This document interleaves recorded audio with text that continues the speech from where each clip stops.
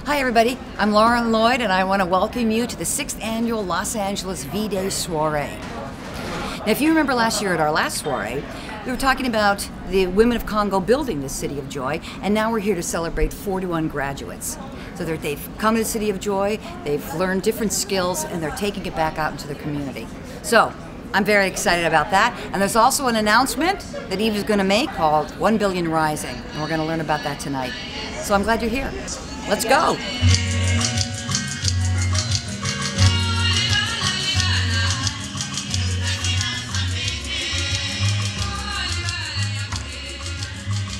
This is probably the most extraordinary year V-Day's had for a number of reasons, but I think there's an escalation going on in the cosmos right now around women, around the kind of violence and insipid hatred of women, and women rising up above it. And I think the stronger women get, the more virulent the response is. City of Joy was the craziest thing in some ways that we've ever done, to build a city in the middle of a war zone. Everything around City of Joy is in pretty horrible shape. As a matter of fact, there's a tent city right outside of it where soldiers and their wives are living in squalor.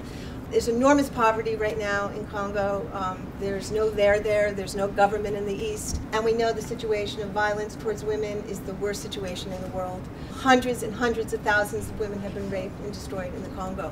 But we built the city because we asked the women at Pansy Hospital, which is Dr. Mukwege's hospital, what they wanted. And they said, build us a place that's ours.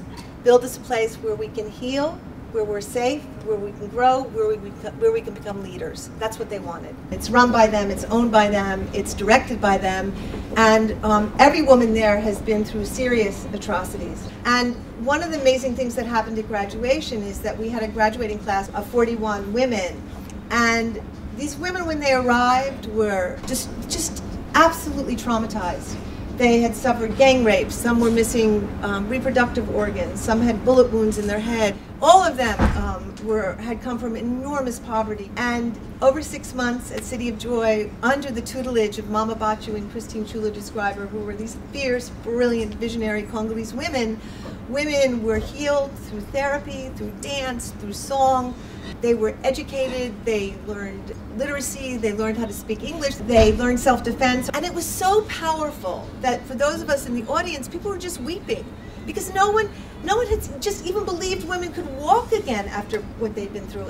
And I think to see women who know they have value, and to see women who are now spreading value through communities and rising up in communities is the most hopeful thing I've ever seen. Yeah, I think we all know the stories and we've heard them a million times. There's nothing new about it. It's been going on for a really long time, and I think what Eve touched upon today is really important, and that is that, you know, when people have the tool set, they can do better, and that's what we have to be willing to provide. And there's nothing worse than trying to be giving out to Africans. We are proud to the core, and we want to do, and we want to own and have ownership in the struggle and overcoming the struggle, and that's what's so incredible about this movement. And that was what was so amazing about going there and seeing women take ownership of this city. Some of them building it, carrying concrete and building this city with their own bare hands. And they didn't know what construction was, but boy, were they willing to learn. And they took ownership in that and pride in that. And you could tell this was theirs. And to watch them sing and dance about the construction, carrying the bricks and everything. I mean, I think that there is a lot of people wanting to do good, but there is a way of understanding how to kind of reach, especially the women in Africa. And unless we are willing to look at that, nothing will actually have any effect. When you go down and you see what's happening in the DRC, you actually see the effect, and it's for a fellow African, it's amazing. So we'll have now this template that we've created, which is a small city where women survivors will come and heal and be trained and be educated. And if we do this right, in 5 years, we'll have a template that we can take everywhere in the world and help women all over the world build their own communities, build their own spirits, because there are 1 billion women on the planet who have been raped or beaten. 1 billion.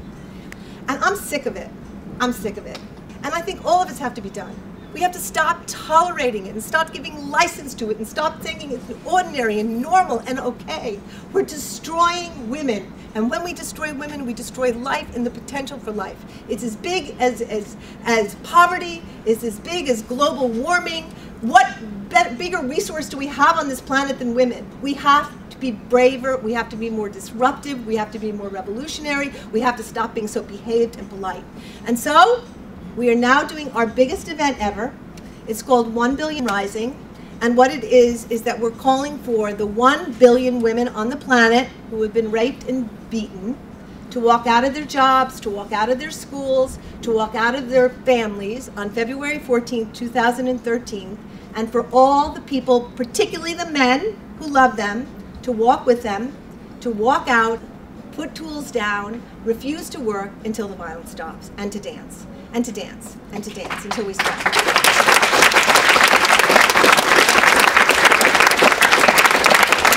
And if 1 billion people dance, the earth will move. It'll move. It'll move. We'll feel it move. And I think it's also about what are you dancing for. Some people will dance to stop trafficking. Some people will dance to stop FGM. Some people will dance so their daughters are safe on the streets. Whatever you decide, your community, your posse you dance for, then you'll dance for that. We have never needed this kind of action more than we need now. And all of us who've been with Eve when she's had these bold, audacious dreams before and has said, we're going to fill Madison Square Gardens and we're going to turn every light in New York red. And we go, yeah, Eve, nice idea. We did. We're going to fill the Superdome and reclaim New Orleans for the people that it belonged to. And we did.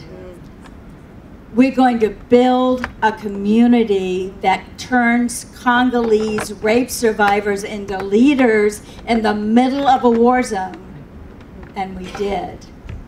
And every woman who walks out of that city is going to be a woman who changes Congo's future. So how can we, sitting in the most privileged place in the whole entire world, do anything less than rise up, protest the 1 billion of our sisters who are being abused and raped and brutalized in this world and say, no more. It is not going to happen anymore. You and I can do that together. Thank you. Thank you all. So nice to see you. I gotta ask you a question. Tell me. What is the most joyous part of V-Day for you? What is the most joyous part of V-Day for me? I think it's the fact that this entire movement was born out of art. And that when people are given the play as a tool, or dance as a tool, whatever the artistic commitment is, that it unlocks their power and truth. And that this global movement for change came out of one woman creating art. There's so many things to be excited about. What are they?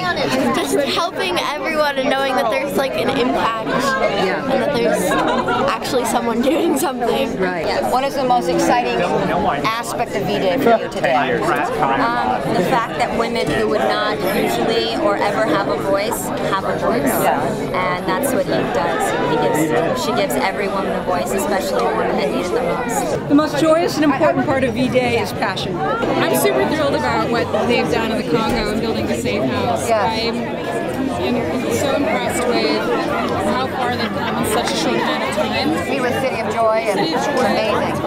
And just the can-do attitude. Yeah. Combining a creative spirit with actual work on the ground and things that make a difference in people's lives every day. I would just say I've always been greatly impressed by how much it crosses barriers of geography, of class, of language.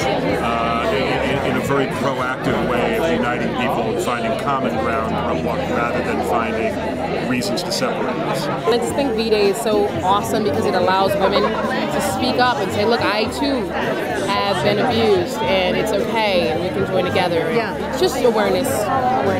The most exciting part about V-Day is just knowing that it's making a difference. Yeah. And it started with one person, and it's going to get to 1 billion, and that change is happening. It's happening more, and women are going to just explode all over the planet. So you have a big announcement, and this announcement you're going to make is going to be kind of like the shape of the next step of the movement within the movement. Yeah, it is. I heard a little bit about it. Yeah, it's pretty exciting and pretty disruptive. Will you be dancing on February 14th? Absolutely, I'm dancing on February 14th. Will you do a little dance for me right now? What kind of dance? Whatever you do. The Running Man. Running Man. Yeah, you do. There you go. That's one of the dances.